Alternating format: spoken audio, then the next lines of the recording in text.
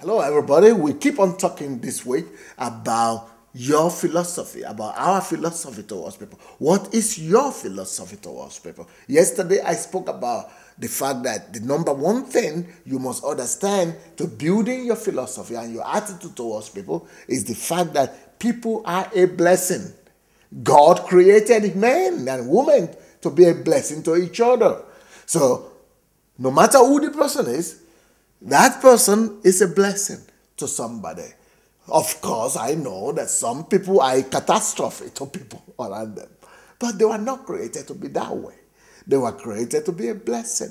So, number two philosophy that I want to talk about today, and the principle that should be behind your philosophy, is the fact that men are made in the image of God. Men and women are made in the image of God. People are God's image. People are God's carriers. Yeah, people become bad or people grow to be horrible, but initially, everybody was created in God's image. So when you see anybody in your work that is doing at your work or in the street that is doing some horrible stuff, let's take drug addicts or alcoholics. They could do some horrible stuff because I have a lot of drug addicts in our church and that I pastor, and I know what drug addicts could do. So let's say somebody is a drug addict. If you look at him and you put a label upon him that this is a drug addict, there's nothing good that could come out of him, he's just a bad fellow, that's it. You will never really get to discover who that person is. I'm sorry.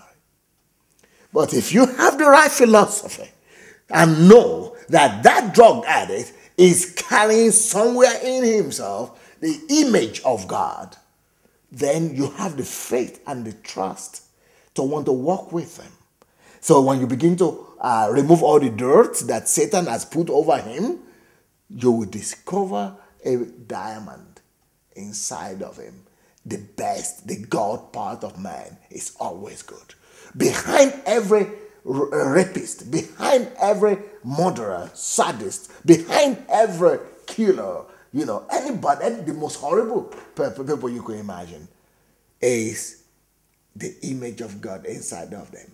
If you could remove all the dirt and all the junks, you will find in them the good and the image, the excellent image of God, where that was originally placed in them. So let's begin to receive people and see them as God's image first of all. That way we could derive the best out of them.